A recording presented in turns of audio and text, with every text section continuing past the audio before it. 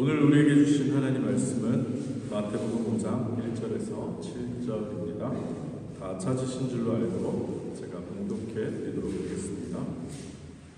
예수께서 무리를 보시고 산에 올라가 앉으시니 제자들이 나아온지라 입을 열어 가르쳐 이르시되 심령이 가난한 자는 복이 있나니 천국이 그들의 것이며 애통하는 자는 복이 있나니 그들이 위로를 받을 것이며 온유한 자는 복이 있나니 그들이 땅을 기업으로 받을 것이며 의에 줄이고 목마른 자는 복이 있나니 그들이 배부를 것이며 긍휼히 여기는 자는 복이 있나니 그들이 긍휼히 여김을 받을 것임이요. 아멘. 네, 살아계신 하나님의 말씀입니다. 다 자리에 앉으시겠습니다. 제가 잠깐 기도하고 하나님 말씀 나누도록 하겠습니다. 하나님 감사합니다. 하나님께서 우리를 지키시고 보호하시니 감사합니다. 하나님, 우리가 특별히 이 세상을 살아가면서 지켜내야 하는 것 무엇보다 우리의 마음인 줄로 믿습니다. 하나님, 우리들이 참으로 우리의 마음을 하나님 앞에 온전히 지켜내는 저희들 되게 하시고 사단의 시험과 또 우리의 안에 있는 죄악의 뿌리에 걸려 넘어지지 않는 우리들 되게 하여 주시옵소서.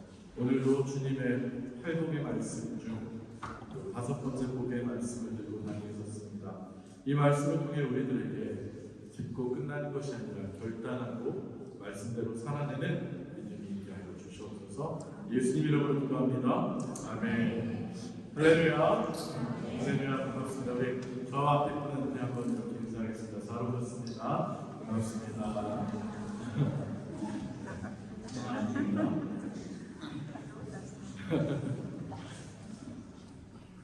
비가 와서 그런지 뭔가 차분한데 한편은 좀 분위기가 무거운 것 같아서 좀 한번 유지하도록 하겠습니다. 우리 한번 웃어보실까요?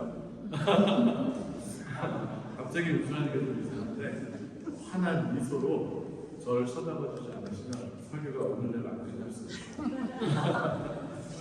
웃었으니까 빨리 끝내도록 하겠습니다.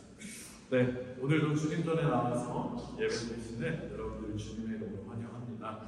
오늘도 말씀을 통해서 우리 하나님의 음성을 들으시고 또 깨닫고 결단하시는 귀한 은혜의 시간이 되기를 축복합니다. 우리는 지금 계속해서 팔복의 말씀을 가지고 은혜를 나누고 있습니다. 지난주일에도 말씀을 드렸지만 매주 선포되는 말씀을 통해서 저는 여러분들이 진정한 복의 근원이 되시는 하나님과 복의 근원이 되시는 하나님과 더욱 가까워지시고 또 친밀해지시는 시간이 되시기를 바라고 바랍니다. 제가 팔복의 말씀을 가지고 설교를 하면서 매주 성경 공독을 할 때 여러분 한번 눈치채셨는지 모르겠는데 그 주의 말씀에 해당하는 말씀만 제가 공독하지 않고 계속해서 한 절 한 절씩 누적해서 읽고 있습니다. 처음에는 3절까지 읽었고요. 그 다음 주에는 4절까지, 그리고 그 다음에는 5절, 그 다음에 6절, 그리고 오늘은 7절까지 이렇게 계속 쌓아가면서 읽고 있습니다. 특별히 제가 이런 식으로 말씀을 누적해 가면서 읽는 이유는요, 예수님께서 선포하신 이 팔복의 말씀들이 각각 따로 분리된 말씀이 아니라 서로 연결이 되는 말씀이고 또 진짜 하나님의 나라를 소유한 사람이 가지는 특성들을 표현하는 말씀이기도 하기 때문입니다. 이해가 되십니까? 달리 이야기하면 각각 어느 한 가지 요소만을 가진 여러 사람들을 이야기하는 것이 아니라 진짜로 하나님의 나라를 소유한 사람은 이 모든 말씀에 해당하는 삶을 사는 사람이라는 것을 말씀하고 있다는 것입니다. 따라서 우리는 이 팔복의 말씀을 서로 연관지어서 통으로 이렇게 볼 필요가 있는 것입니다. 그리고 이 팔복의 말씀을 잘 살펴보면 지난주까지 살펴본 앞쪽에 4개의 복이며 복 있는 사람의 심령의 상태, 즉 그러니까 한 사람의 내적인 차원에서의 특징을 말하는 것이 반면에 오늘부터 이야기하는 5번째부터 시작되는 복은 외적으로 드러나는 차원으로서의 특징을 이야기하고 있다는 것입니다. 그리고 내적인 차원의 특징이 하나님과의 개인적인 관계에서 드러나는 것을 이야기한다면 이제부터는 외적으로 드러나는 차원의 특징으로서 타인과의 관계 가운데서 나타나는 성품이나 행동에 초점을 맞춰 가고 있다는 것을 여러분 기억하시기 바랍니다. 이렇게 이해를 할 때 결국 예수님께서 팔복의 말씀을 통해서 가르치시고 계신 것은 사실은 전혀 새로운 내용이 아닌 것입니다. 우리가 잘 아는 것처럼 예수님께서 율법을 한 문장으로 표현하셨는데 무엇이었습니까? 하나님 사랑과 이웃 사랑. 네, 맞습니다. 하나님 사랑, 이웃 사랑이라고 한 문장으로 말씀할 수 있는데 그것을 어쩌면 풀어서 설명한 것이 바로 팔복의 말씀이라는 거죠. 따라서 하나님과 사랑의 관계를 통해서 그 중심이 내면이 변화된 사람이 이웃을 사랑하는 그 사랑을 실천할 때 그들이 정말로 복이 있는 사람으로서 천국을 소유하게 된다는 것을 말씀하고 계시다는 것입니다. 이는 제가 그동안 계속해서 말씀드리고 있는 것처럼 이 땅에서 우리가 기대하는 그런 세속적인 복과는 다소 차이가 있는 것이고요. 진정한 복은 하나님과 깊은 사귐의 관계를 경험하면서 하나님의 통치를 경험하는 그런 천국을 누리는 것임을 말씀하고 있는 것입니다. 우리 이 점을 잘 생각하시면서 오늘도 말씀을 잘 깨닫고 또 말씀대로 살아가실 수 있는 여러분들 되시기를 주님의 이름으로 축원합니다. 서론이 조금 길었습니다. 우리 오늘의 말씀 마태복음 5장 7절을 같이 한번 읽고 말씀을 계속 이어가도록 하겠습니다. 7절 말씀 우리 같이 한번 한 목소리로 읽겠습니다. 시작. 긍휼히 여기는 자는 복이 있나니 그들이 긍휼히 여김을 받을 것이요. 아멘. 예수님께서는 오늘의 말씀을 통해서 어떤 사람이 복이 있는 사람이라고 말씀하고 계십니까? 네, 맞습니다. 긍휼히 여기는 자, 그런 사람이 복이 있다고 말씀하십니다. 사랑하는 성도 여러분, 그런데요, 여러분들은 오늘의 말씀을 읽으시면서 머릿속에 무슨 생각이 가장 먼저 떠오르셨습니까?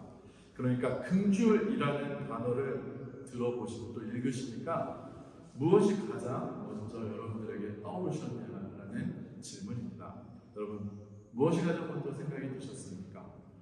아마도 대부분의 경우에 이 긍휼이라는 단어를 생각하면 누군가 불쌍한 사람에 대해서 동정심을 가지고 그 사람을 도와주는 것, 그런 것들을 많이들 생각할 것입니다. 물론 엄밀히 이야기해서 그 이야기 전혀 틀린 내용이 아닙니다.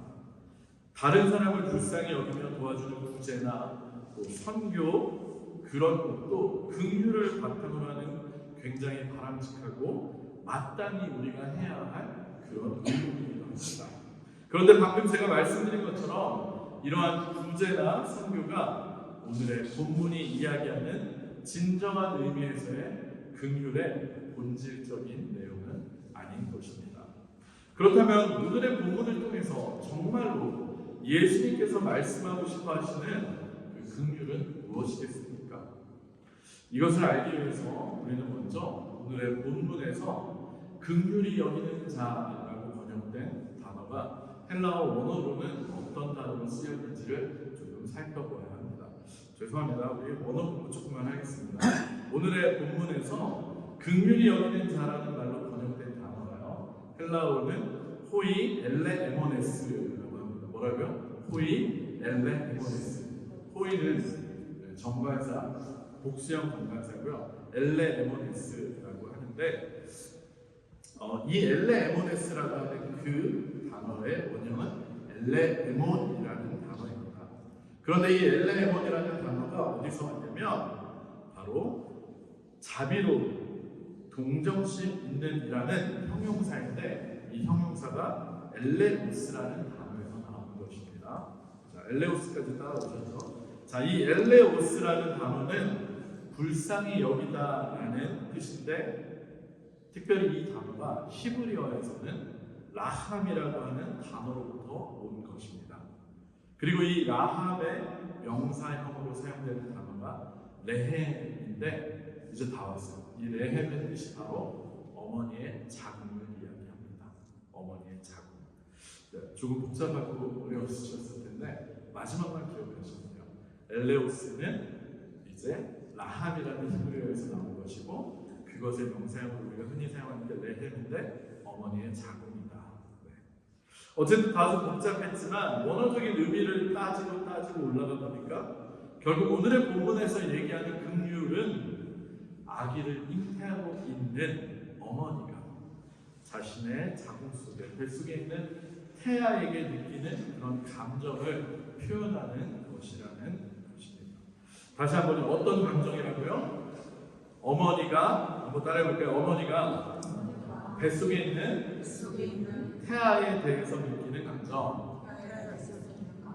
네, 바로 어머니가 자신의 뱃속에 있는 태아에 대해서 느끼는 감정이 바로 긍휼이라고 하는 단어라는 것입니다. 그리고 이것이 성경을 통해서 계속 이야기하고 있는 우리들을 향한 하나님의 마음과 성품을 표현한다는 것입니다. 실제로 하나님의 성품을 가장 잘 설명하는 단어가 바로 라함, 곧 긍휼이라고 하는 단어입니다. 자, 여러분, 이렇게 생각해 볼 때 결국 긍휼이라는 것은 우리들 인간을 향한 하나님의 성품과 마음을 표현하는 것으로서 이는 마치 엄마가 뱃속에 태아에게 느끼는 애틋하면서도 각별한 사랑을 말하는 것입니다. 사랑하는 성도 여러분, 우리 바로 이러한 내용을 기억하시면서 오늘의 본문을 다시 한번 읽어봤으면 좋겠습니다. 이 내용을 기억하시면서 다시 한번 7절의 말씀을 같이 읽겠습니다. 7절입니다. 시작. 긍휼히 여기는 자는 있나니 그들이 긍휼히 여김을 받을 것이니요. 아멘. 오늘의 말씀을 보면 복이 있는 자로서 전반부에는 긍휼히 여기고 있는 자가 나오고요.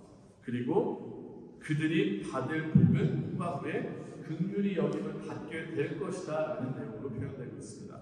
따라서 복이 있는 사람이 전반부에서는 긍휼을 베푸는 주체가 되는 것이고, 후반부에서는 오히려 긍휼을 받는 객체가 된다는 것입니다.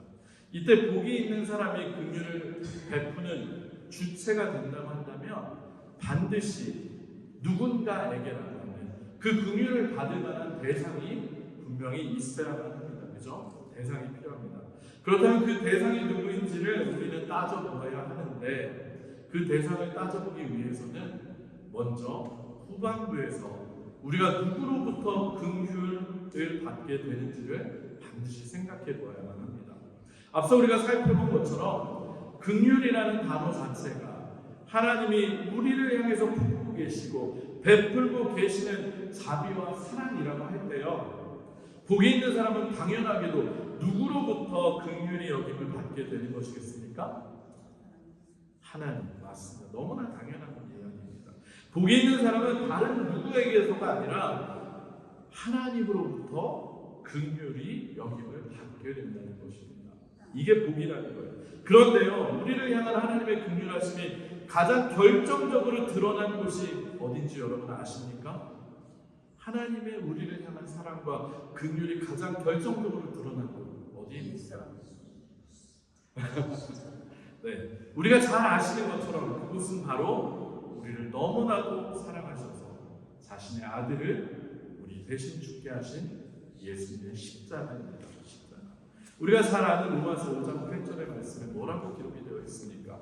우리가 아직 죄인이 되었을 때에 그리스도께서 우리를 위해서 죽으심으로 하나님께서 우리에 대한 자기의 사랑을 뭐하셨다? 확증하셨다.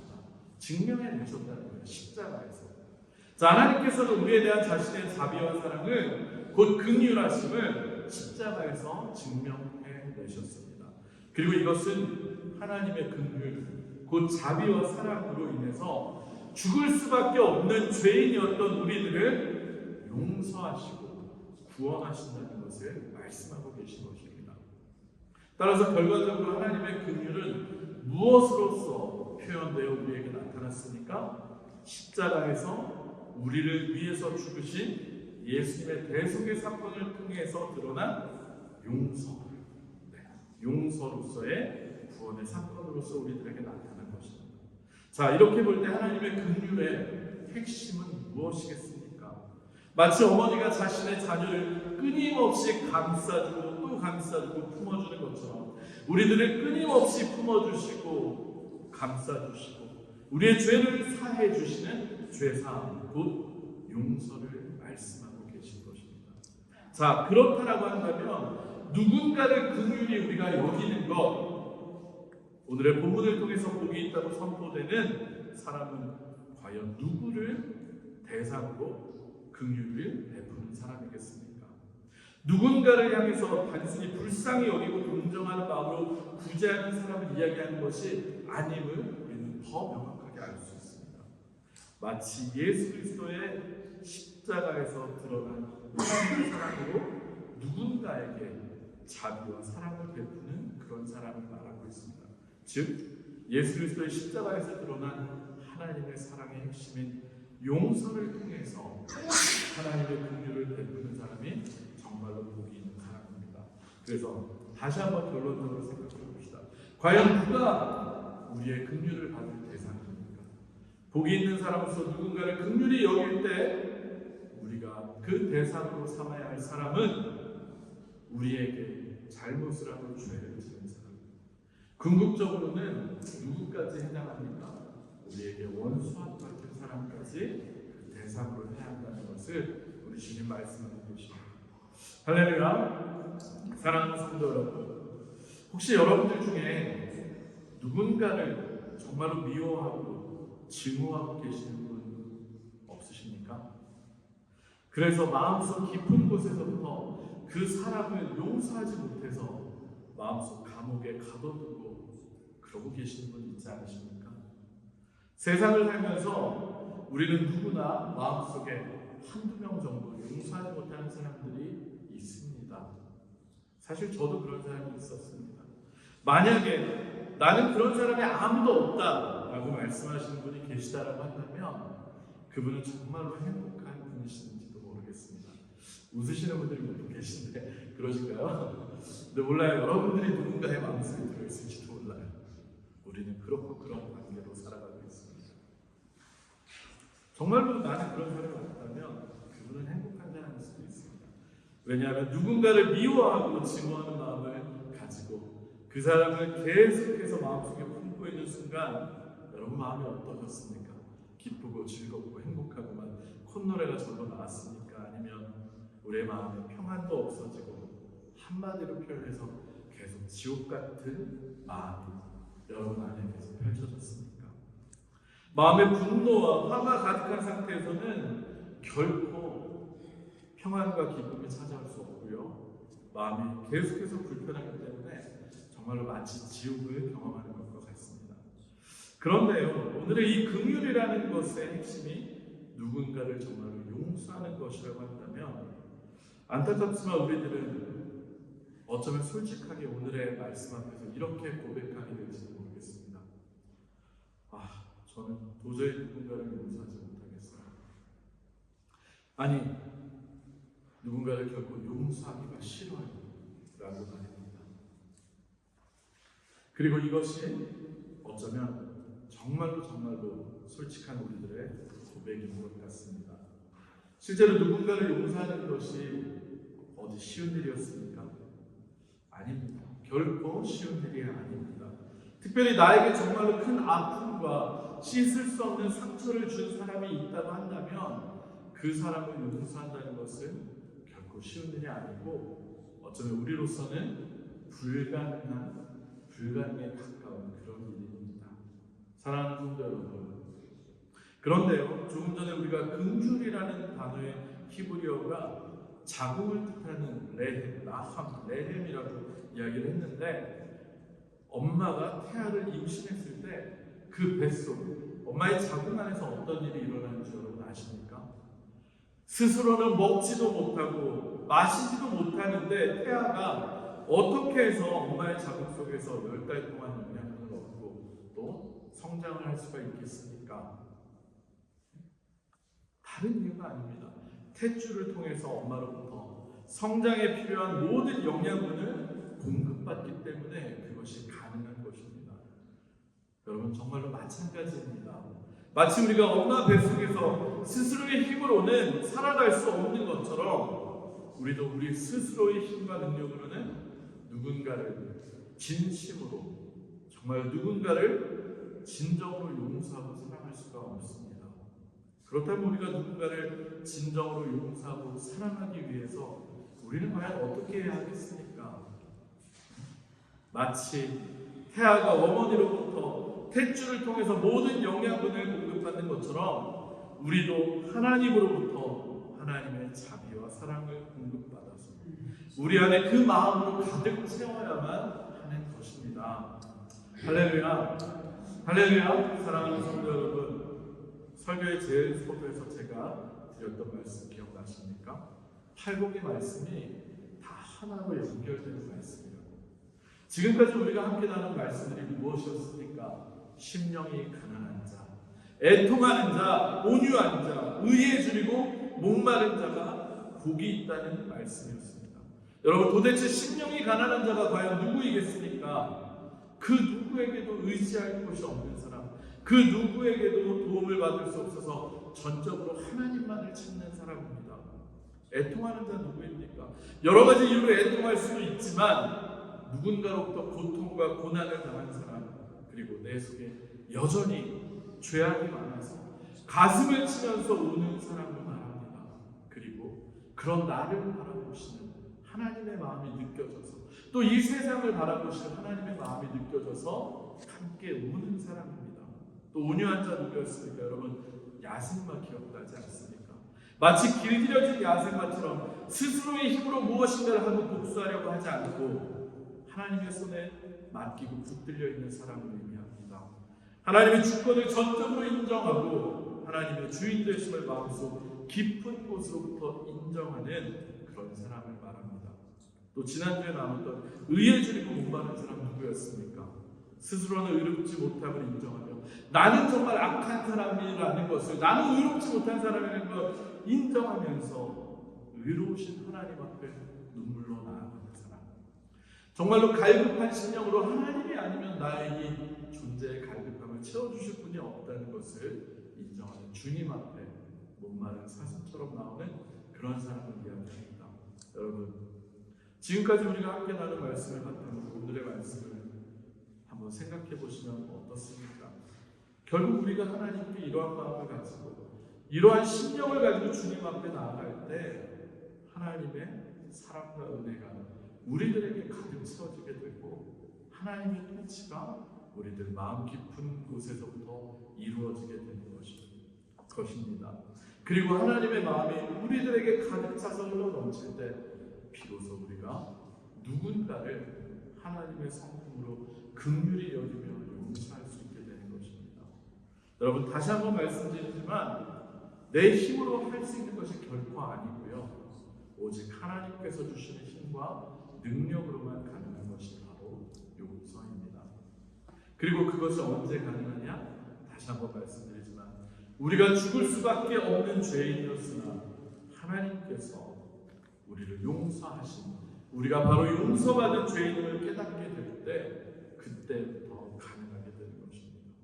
여러분, 우리가 너무나도 잘 아는 1만 달란트 빚을 탕감받은 그런 종의 비유, 여러분 너무나 잘 알지 않으십니까? 그 말씀을 한번 떠올려 보시기 바랍니다. 우리가 바로 하나님으로부터 1만 달란트를 탕감받은 종이었음을 고백할 때 우리는 비로소 그 하나님의 긍휼을 통해서 우리들에게 작은 데나리온 몇 개를 빌린 그 사람들을 용서할 수 있게 되는 것입니다. 여전히 누군가를 용서하지 못하겠다고 하시는 분 계십니까? 정말로 가난한 심정으로 누가 여러분들의 마음을 풀어줄 수 있겠습니까? 오직 하나님뿐이지 않습니까? 가난한 심정으로 하나님만을 찾으시기를 바랍니다. 사람들에게 이 얘기 저 얘기 하면서 내 마음 인정해달라고, 내 편 들어달라고 하지 마세요. 하나님에게만 맡기세요. 애통하는 마음을 하나님을 찾으시기 바랍니다. 하나님의 사랑을 받은 사람임에도 불구하고 누구 하나 제대로 용서하지도 사랑하지도 못하는 나의 여전한 죄악들을 통해서 여러분 한번 마음 아파하시면서 울면서 기도해 보시기를 바랍니다. 온유한 마음으로 하나님께 나아가시기 바랍니다. 왜 여러분의 힘으로 복수하려고 하시고 여러분의 힘으로 그 사람에게 악을 악으로 갚으려고 하십니까? 우리는 이미 하나님 앞에서 우리가 용서받았고 우리가 이미 하나님께 우리의 삶을 맡긴 종들이 아닙니까? 의에 줄이고 목마른 갈급함으로 하나님 찾으시기 바랍니다. 우리는 의롭지 의롭지 못한 내가 누구를 감히 정죄하고 누구를 탓할 수 있겠습니까? 나에게 의롭게 하실 수 있는 분, 그 하나님의 의로 나를 좀 채워달라고 정말 하나님 앞에 나아가시기 바랍니다. 그리고 주님의 십자가에서 나의 마음과 생각을 함께 높아주시기를 주님의 이름으로 축원합니다. 모태로부터 영양분을 받아서 태아가 살아가듯이 여러분들에게도 반드시 하나님으로부터 힘과 영양분이 넘치도록 채워져서 그분의 힘과 능력으로 누군가를 반드시 용서할 수 있게 되고 또 긍휼히 여기는 여러분들이 되실 것입니다. 말씀을 마무리하도록 하겠습니다. 매주 살펴보는 팔복의 말씀이 사실 다 쉽지 않은 말씀입니다. 그런데 특별히 오늘의 말씀은 정말로 우리들에게 힘들고 어려운 말씀인 것 같습니다. 그러나 어렵다라고 해서 우리가 지키지 않아도 되는 말씀은 결코 아닙니다. 우리가 지키고 따라야 할 말씀이고 아니 반드시 해야만 하는 말씀인 것입니다. 여러분 야고보서 2장 13절에 이렇게 기록되어 있습니다. 긍휼을 베풀지 아니하는 자에게는 긍휼 없는 심판이 있으리라. 긍휼은 심판을 이기고 자랑하느니라. 아멘. 제가 다시 한번 읽어드릴게요. 긍휼을 베풀지 아니하는 자에게는 긍휼 없는 심판이 있으리라. 긍휼은 심판을 이기고 자랑하느니라. 아멘. 여러분 방금 읽어드린 이 야고보서의 말씀은 오늘의 본문 말씀인 긍휼히 여기는 자는 복이 있나니 그들이 긍휼을 여김을 받을 것이며 바로 이 말씀을 좀 더 직설적으로 명령형으로 표현한 말씀이라고 할 수 있습니다. 우리가 하나님으로부터 긍휼히 여김을 받기 위해서라도 우리가 하나님의 긍휼 없는 심판을 면하기 위해서 우리는 반드시 누군가를 긍휼히 여겨야만 한다는 것입니다. 그리고 만약 긍휼을 베풀지 아니할 때는 그 자에게는 긍휼 없는 심판이 있다고 강하게 경고하고 계신 것입니다. 여러분 야고보서의 말씀처럼 긍휼 없는 심판을 이길 수 있는 것은 단 하나입니다. 우리가 누군가에게 긍휼을 베푸는 것, 바로 그 긍휼이 심판을 이길 수 있습니다. 사랑하는 성도 여러분, 특별히 내 힘으로 할 수 없는 것을 인정하시고 어서 빨리 하나님 앞으로 나아가셔서 하나님의 힘을 구하시기를 바랍니다. 기도로 하나님께 나아가시기를 축복합니다. 그리고 먼저 내가 하나님께 받은 긍휼을 용서를 생각하시기를 바랍니다. 그리고 여전히 누군가를 미워하고 용서하지 못하는 나의 이 연약함을 가난하고 애통한 심령을 가지고 정말로 하나님께 한번 맡기며 기도하시기를 바랍니다. 하나님께서 위로하시고 힘과 능력을 주실 것입니다. 내 힘으로 끝까지 미워하고 붙잡고 계시지 마시고 반드시 하나님께 맡기시기를 축복합니다. 하나님께서 반드시 여러분들의 마음의 상처를 치유하시고 하나님의 사랑으로 여러분들의 마음을 가득 채워주실 것입니다. 그리고 그 하나님의 사랑이 흘러 넘칠 때 우리도 하나님의 사랑으로 정말로 용서할 수 있습니다. 제가 같은 얘기 계속 반복하는 이유가 뭐겠습니까? 정말 꼭 우리가 해야 하는 일이기 때문입니다. 히브리인들은 어렸을 때부터 다른 사람을 긍휼히 여기는 마음이 뛰어난 사람이 되어야 한다고 아이들에게 가르친다고 합니다. 왜냐하면 이렇게 다른 사람을 긍휼히 여기는 사람만이 하나님의 자녀, 하나님을 닮은 사람으로서 아브라함의 후손, 곧 하나님의 백성이라고 여김을 받을 수 있고요. 또 긍휼의 삶 자체가 하나님의 백성으로서 하나님을 찬양하는 것이라고 여겼기 때문입니다. 그런데 여러분 여기서 재미있는 것은요, 히브리어 알파벳 글자 하나하나마다 각자 고유의 숫자가 있거든요.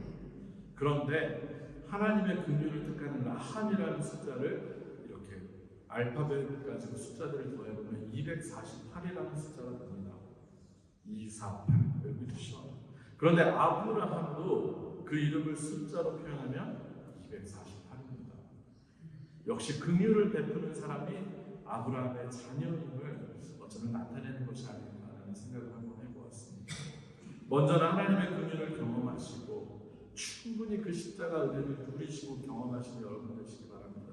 그리고 그 사랑을 여러분의 마음속 깊은 곳에부터 가득 채우시길 바랍니다. 내가 하나님께 용서를 받은 가장 큰 죄인이었음을 고백하는 은혜가 임하시기를 축복합니다. 그리고 그것을 통해서 하나님의 사랑과 은혜를 여러분들 마음속에 가득 채우셔서 그 채워진 것을 흘러보내심으로 말미암아 여러분들도 진정으로 여러분들이 하나님의 자녀임을 증명해내시는 저와 여러분들이 되시길 주님의 이름으로 축원합니다. 하나님께 기도로 나아가실 때 반드시 하나님께서 우리들에게 힘 주시고 능력 주실 줄 믿습니다. 우리 찬양하고 기도하는 시간 잠깐 가졌으면 좋겠습니다. 제가 오늘 주보에 수요일 찬양이 있습니다. 예전에도 몇번 불렀던 찬양인데 오늘 나는이라는 제목의 찬양입니다. 글씨가 좀 작아서 죄송합니다만 가사가 이렇습니다. 내가 먼저 손 내밀지 못하고 내가 먼저 용서하지 못하고 내가 먼저 웃음 주지 못하고 이렇게 머뭇거리고 있는 그가 먼저 손 내밀길 원했고 그가 먼저 용서하길 원했고 그가 먼저 웃음 주길 원했네. 나는 어찌 된 사람인가. 우리 이 가사의 마지막에 보면 오늘 나는 이러면서 주님 앞에서 몸들 떠들고 이렇게 흐느끼고 있다고 합니다. 여러분 아직 되지 않는다라고 포기하지 마시고 하나님 앞에 흐느끼심으로 여러분의 마음에 하나님의 사랑이 채워주시길 기도하시기 바랍니다. 우리 이 찬양을 통해 우리 고백하시고 하나님의 은혜가 충만하게 여러분들에게 채워지는 시간 되길 축복합니다. 우리 같이 찬양합니다.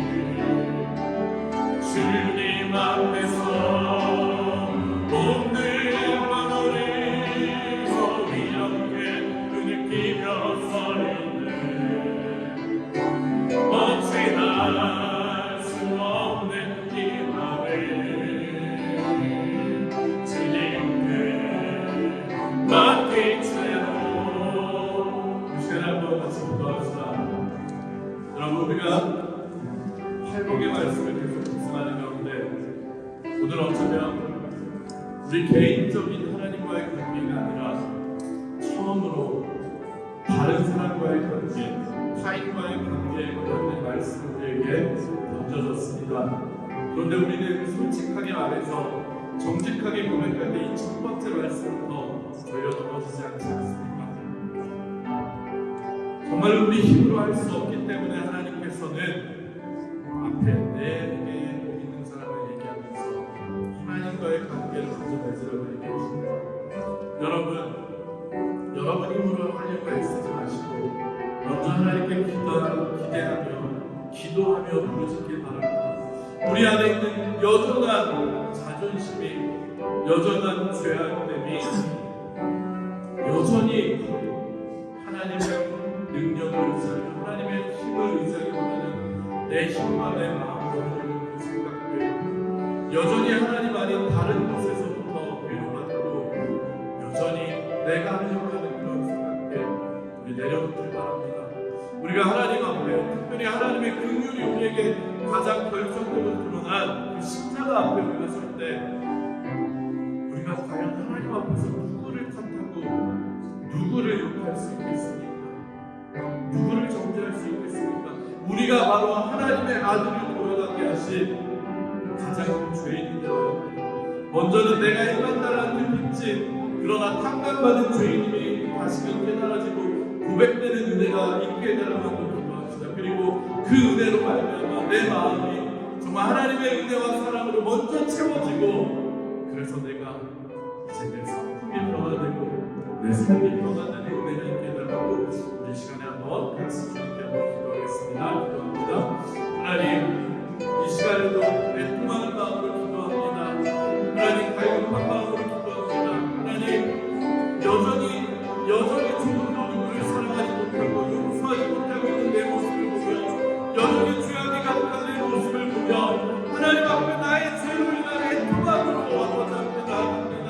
하나님, 나의 이런 모습을 보면서 마음 아파하시며 또다시 십자가에 매달리셔야 하는 예수님을 생각할 때 너무나도 애통하고 너무나도 아버지 가슴이 아프게 느낍니다.